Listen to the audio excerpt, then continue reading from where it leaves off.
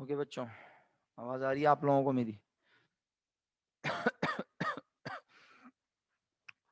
Current assets और non current asset दोनों को किया प्लस, हमें क्या पता चल गया? Total assets.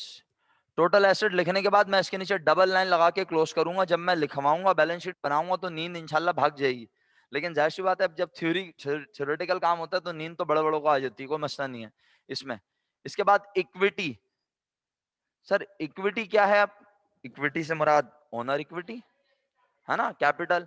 तो सबसे पहले क्या लिखा है यहाँ दिखिएगा? Capital at start. Capital at start के अमाउंट में यहाँ वो स्टेरिक लगाना भूल गए, कोई बात नहीं, आप लगा लीजिएगा। फॉर्मेट बनाया है, कोई बात नहीं, इंसान है, गलती हो सकती है। अच्छा सर, हो सकता है कैपिटल एट स्टार्ट ना हो, ऐसा मतलब बिजनेस शुरू नहीं हुआ नाजिल हुआ, नाउजुबिल्ला, ऐसा तो हो ही नहीं सकता ना। तो बिजनेस में मालिक का कैपिटल पहले दिन कुछ ना कुछ होगा। क्यों भाई तलाल भाई, होगा या नहीं होगा? क्या होगा ये तो बताओ तलाल भाई। बिजनेस में मालिक का हिस्सा कुछ ना कुछ होगा। बस सही है, मैं चेक कर रहा था, आप जाग रहे हैं, ठीक है। तो इसका मतलब है कि कैपिटल एट स्टार्ट के बगैर बिजनेस हो ही नहीं सकता। Very good, capital at start कर हमेशा होगी। इसमें ऐड करेंगे बिजनेस करने से पूरे साल अगर हुआ, क्या हुआ? अब याद करो, आपको मैंने जब क्या कहते हैं ओपनिंग एंट्री बनवा रहा था, तो ओपनिंग एंट्री बनाते हुए मैंने आपको कैपिटल में पाकिस्तानी और जापानी दो तरीके पढ़ाए थे।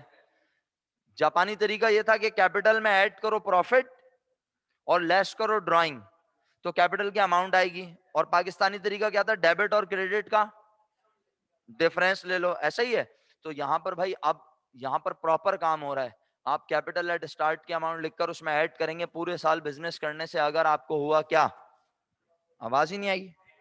और अगर हुआ हो क्या, उसे क्या करेंगे? लेस। लॉस को लेस करेंगे, प्रॉफिटों का ऐड करेंगे। दोनों एक वक्त में हो नहीं सकते, हाँ, वरना कोई हसीन सवाल यहां से आ जाए बोले ये दोनों हैं।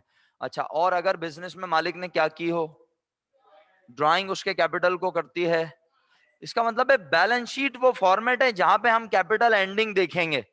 वर्कशीट में कैपिटल एंडिंग हमें नजर नहीं आता, वहां कैपिटल जो लिखा होता था वही छपता था।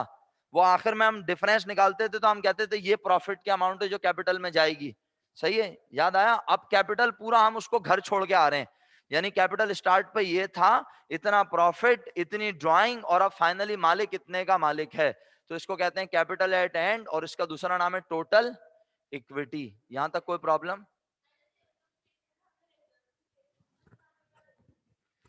बैलेंस शीट बनाते हुए मसलन किस चीज में? जैसे ये कैपिटल, इसमें भी बेटा एडजस्टमेंट देखेंगे। मिसाल के तौर पे एक मिसाल दे रहा हूं समझाने के लिए, अभी तुम समझ जाओगी। मिसाल के तौर पे प्रीपेड, जब प्रीपेड ट्रायल बैलेंस में देखोगी, फिर एडजस्टमेंट में देखोगी। एडजस्टमेंट में प्रीपेड अगर डेबिट में, तो प्रीपेड ऊपर वाला भी डेबिट प्लस करके लिखोगी।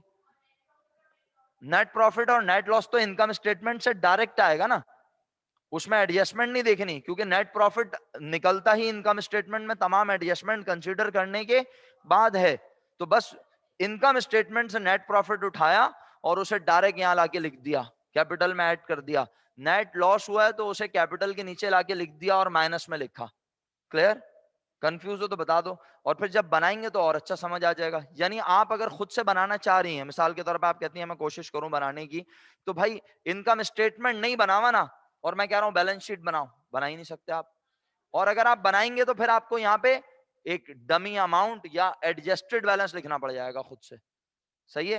तो आपको किसी भी इस फॉर्मेट पे बैलेंस शीट बनाने के लिए उस सवाल का इनकम स्टेटमेंट बना हुआ होना, और अगर आपका इनकम स्टेटमेंट का आंसर गलत है, आपकी बैलेंस शीट टैली नहीं होगी फिर। तो इनकम स्टेटमेंट गलत है या सही, वो तो अभी मैंने सारे चेक करवा दिए, पता है मुझे सारे सही हैं, आपने मेरे साथ वेरीफाई कर लिए। बट अगर किसी का इनकम स्टेटमेंट गलती से उसमें कोई मिस्टेक है, उसका प्रॉफिट मैच नहीं हो रहा था, जैसे आपने बोला मैंने मैच नहीं किया था, अब आप उसकी बैलेंस शीट बनाते ना, अगर आपकी बैलेंस शीट टैली नहीं होती। टैली से मुराद ये दोनों साइडें बैलेंस शीट की इक्वल नहीं होती। साइडों से मुराद क्या है? एसेट्स और इक्विटी और लायबिलिटी का सम मैच नहीं होता। और जब वो मैच नहीं होता तो उस वक्त इंसान को सही घबराहट होती है कि यार मेरी बैलेंस शीट टैली क्यों नहीं हो रही है। ओके, आगे बढ़ता हूं बच्चों।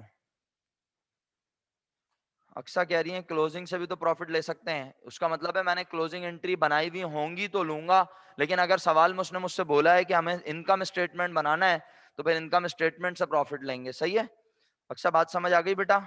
ये तो डिपेंड करता है ना कि उसने हमसे क्या बनाने को कहा। अगर उसने हमसे इनकम स्टेटमेंट बनाने को कहा तो इनकम स्टेटमेंट से प्रॉफिट लेंगे, राइट? अच्छा जी, बस बात को खत्म करते हैं। बेटा ये क्या लिखा है, पढ़ो मेरा बच्चा। हेमंत हो गई? क्या लिखा है, क्या मतलब हुआ इसका? ओनर अगर बिजनेस में फर्दर इन्वेस्टमेंट करे, जैसे ओनर ड्राइंग कर रहा है, ओनर अपनी जात के लिए पैसे निकाल रहा है, इस तरह वो कारोबार में और पैसे लगा भी, तो यहां पर ना अच्छा वर्ड होगा एडिशनल इन्वेस्टमेंट। क्या कहते हो, है ना? सिर्फ इन्वेस्टमेंट से तो ऐसा लग रहा है जैसे कोई नया शख्स आके मालिक बन रहा है, तो प्रॉपर होगा अगर हम यहाँ पे क्या लिखें, एडिशनल इन्वेस्टमेंट। बहरहाल मजे की बात है, एडिशनल इन्वेस्टमेंट आपको एक बार भी नजर नहीं आएगी। अगर किसी एक सवाल में लकीली नजर आ गई तो अच्छी बात, वरना आप खुद बताएं, आपने इतने सारे जर्नल जर्नल के सवाल पढ़े, मालिक एक बार पैसे लगाने के बाद पलट के देखता था कभी? नहीं, निकालता जरूर था हमेशा, लेकिन पैसे नहीं लगाए उसने दोबारा कभी भी। बहरहाल अगर कभी लगाएगा तो हम यहाँ क्या करेंगे, उसे कैपिटल के बैलेंस में ऐड कर देंगे, क्योंकि मजीद पैसे लगाने से उसके कैपिटल में होगा इजाफा। ओके, इसके बाद लायबिलिटी में सबसे पहले कौन सी लायबिलिटी? जो देर में अदा होंगी, जो फौरन अदा नहीं करनी, देर तक, जैसे जमीन देर तक, इन्वेंट्री देर तक, तो लायबिलिटी भी जो देर तक रहेगी आपके सर पे। तो पहले कौन सी लायबिलिटी लिख रहे हैं? Non current liability, long term liability, लंबे अरसे की जिम्मेदारियां। पहली जिम्मेदारी का नाम पढ़ो, लॉन्ग टर्म ट्रेड लायबिलिटीज। उसके बाद बैंक से कोई कर्जा लिया हुआ है आपने लंबे अरसे के लिए, ठीक है, और जो भी इस तरह के कर्जे होंगे वो आप दोनों लिखकर टोटल करेंगे। मजे की बात है आपके लेवल पर कोई एक आधी नाम आता है, ज्यादा लॉन्ग टर्म लायबिलिटी आती नहीं है, लेकिन बहरहाल किस किस नाम से आ सकती हैं? बैंक लोन के नाम से आ सकती है, लॉन्ग टर्म लोन के नाम से आ सकती है, और मॉर्गेज पेबल के नाम से आ सकती है। मॉर्गेज याद है आप लोगों को बचपन में पढ़ाया था, गिरवी रखकर कर्जा लेना, अपने बिल्डिंग के डॉक्यूमेंट्स, अपने गाड़ी के डॉक्यूमेंट्स रखवा कर उसके अगेंस्ट बैंक से कर्जा लेना, मॉर्गेज कहलाता है। ठीक है, तो मेरे बच्चों ये लायबिलिटी हो गई लॉन्ग टर्म। उसके बाद करंट। हाँ, अनलिमिटेड नहीं, अनलिमिटेड, अनलिमिटेड नहीं मेरा बेटा। लॉन्ग टर्म में एक टर्म सेट हुई हुई होती है, अब वो 1 साल से ज्यादा की होती है, चाहे वो 2 साल हो, 5 साल हो, 10 साल हो, 25 साल हो। ठीक है, अच्छा, करंट लायबिलिटीज का मतलब कौन सी लायबिलिटी है जो अदा करनी हो 1 साल में? मसलन पहली liability short term bank loan, और पहला नाम क्या लिखा पढ़ो, समझाने की जरूरत है? बैंक ओवरड्राफ्ट, बैंक से एक्स्ट्रा पैसे निकालते हैं तो अदा करना हमारी। ओके, फिर क्या लिखा है? Trade payable. फिर क्या लिखा है? Outstanding expense. एक्रूड एक्सपेंस का मतलब क्या होता है? Like salary payable, rent payable, interest payable. याद आया?